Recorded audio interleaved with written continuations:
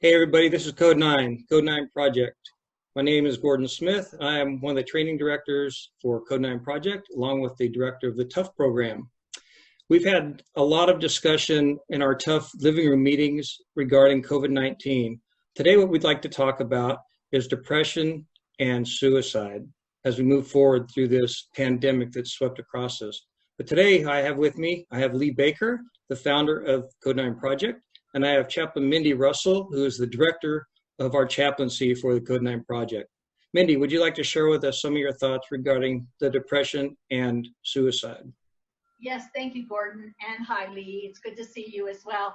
Thank you all for joining us today. And before I tell you a little bit about my perspective about suicide awareness with our first responders coming out of COVID-19, is that as a chaplain working with first responders for over 25 years, I have seen that there is such a culture of what is needed out there in the area of helping first responders.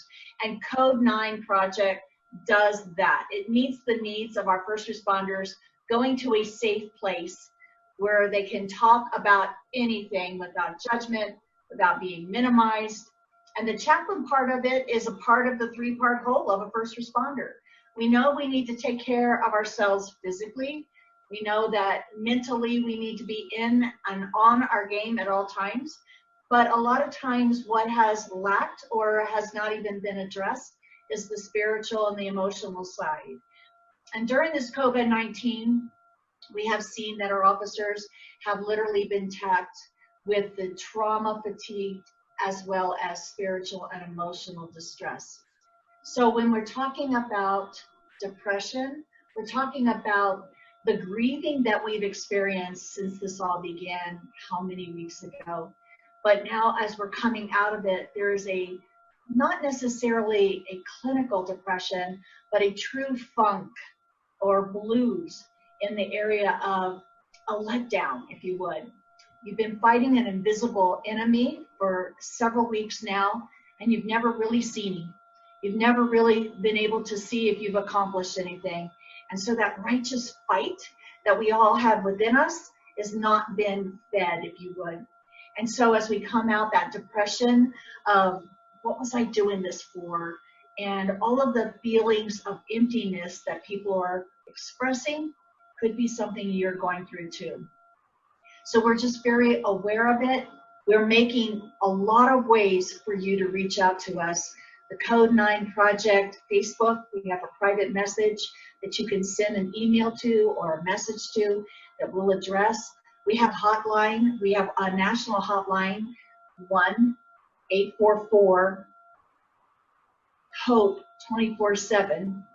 That's 1-844-HOPE 24/7.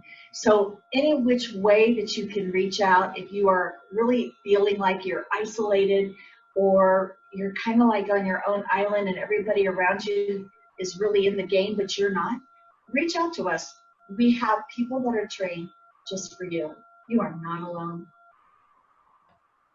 Thank you. That's awesome.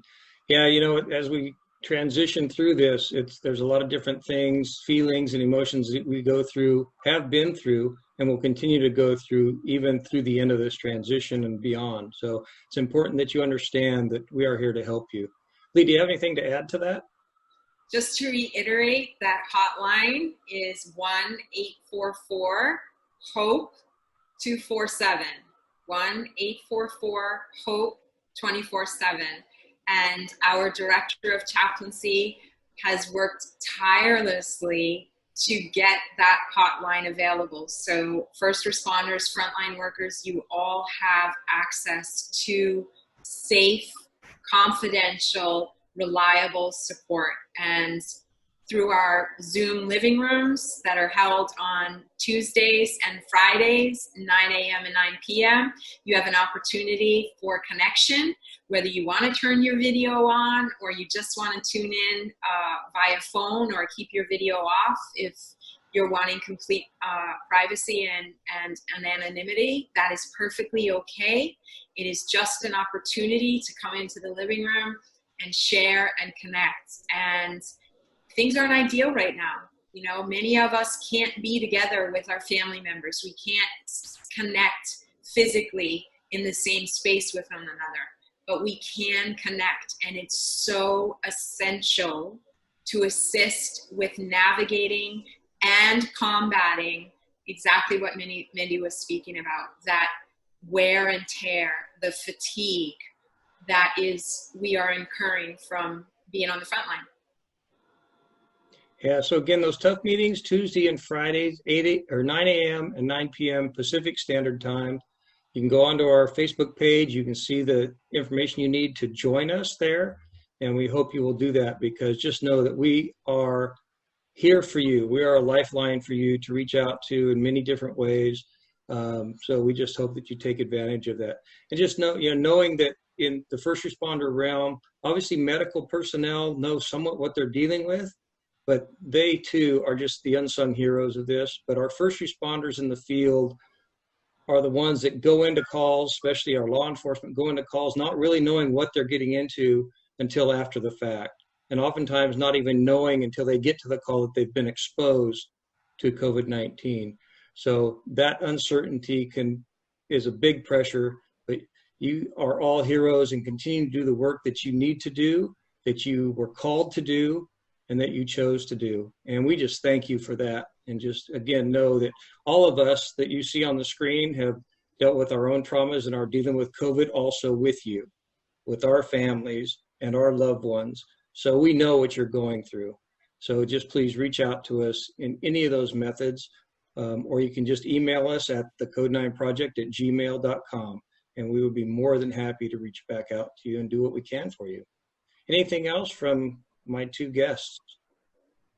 Just thank you all for your service, your dedication to your communities and your country, for everything that you're doing. We are so grateful for you serving, and we are here to serve you. And I ditto that 100%. We are here for you. You're not alone. You're not alone. You're not alone. So take care, because there is hope. And we hope to see you in one of our Zoom meetings. Take care, be safe, and God bless.